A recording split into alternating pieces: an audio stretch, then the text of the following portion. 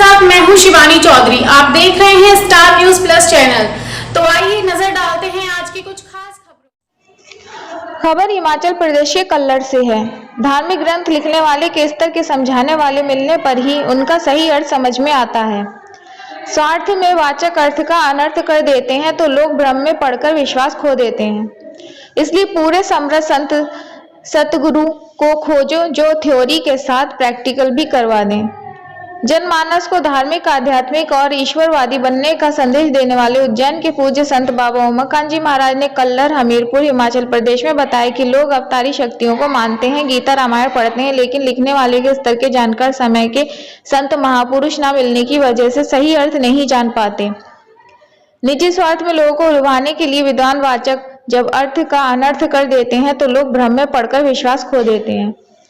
शुरू में केवल एक ही भाषा संस्कृत, एक ही जाति मानव जाति थी और आजकल जातिवाद, भाषावाद आदि में पढ़कर लोग हिंसा, हत्या कर दे रहे हैं। इन सब से बचो, मानववाद अपनाओ। आप भी सुनिए इस समय मनुष्य शरीर में मौजूद पूरे महापुरुष समर्थ संत सतगुरु बाबा उमाकांत जी महाराज जी के ये अनमोल वचन। कृष्ण आप ये समझो कि को लोग मानते तो हैं, आप ये समझो कि गीता पढ़ते भी हैं, लेकिन उसमें जो लिखा है समझ में नहीं आता। रामचरितमानस में जो लिखा हुआ है समझ में नहीं आता है। कोई समझाने वाला जब मिल जाता है तब आप ये समझो वो चीज़ें समझ में आ जाती हैं। जैसे 16 दर्जा पढ़ा हुआ कोई किताब को लिखे तो 16 दर्जा पढ़ा हुआ आएगा तभी समझा पाएगा। 8 दर्जा पढ़ा हुआ उसको क्या समझाएगा। तो ऐसे ही यानी समझ में जब नहीं आता है तो आदमी भ्रम में पड़ जाता है। दूसरी बात यह है कि जब आदमी के अंदर से परमार्थी भाव खत्म हो जाता है, किताबों से ही वो पैसा कमाने के लिए सोचने लगता है या धर्म के नाम पर पैसा कमाने, नाम कमाने के लिए जब ये जो विद्वान कहलाते हैं, कथावाचक कहलाते हैं, ये जो सत्संग प्रवचन करने वाले लोग कहलाते हैं, इनके अंदर जब स्वार्थपरता आ जाती है तब उसका अर्थ का अनर्थ हो जाता है। लोगों को लुभाने का काम, लोगों को अपनी तरफ आकर्षित करने का काम उससे होने लग जाता है। बस लोगों का विश्वास खत्म हो जाता है।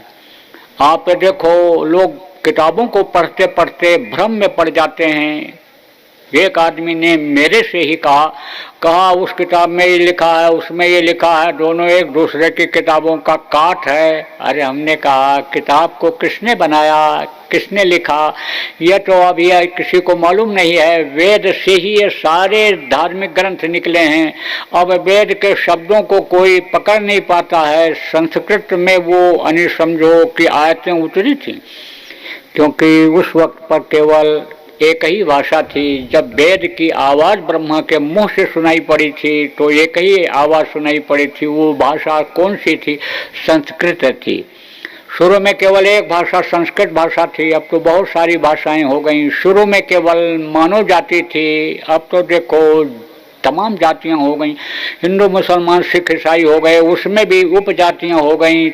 बहुत से लोग तो जाति के पीछे, बहुत से लोग भाषा के पीछे लोगों को मार दे रहे हैं, काट दे रहे हैं, लोगों को समझो बरगला दे रहे हैं। आप ये समझो बच्चों का इसी के नाम पर भविष्य खराब कर दे रहे हैं। बहुत बड़ी गलती कर रहे हैं, ऐसा नहीं करना चाहिए। कुछ तो जान में कर रहे हैं, स्वार्थवश कर रहे हैं, कुछ अज्ञानता में कर रहे हैं। इसीलिए तो बताया जाता है कि भाई जात पात के पीछे मत भगो, भाई भतीजावाद के पीछे मत पड़ो। आप तो मानववाद में रहो। मानव बनाया उसने, मानव धर्म बनाया उसने, उसको अपना लो।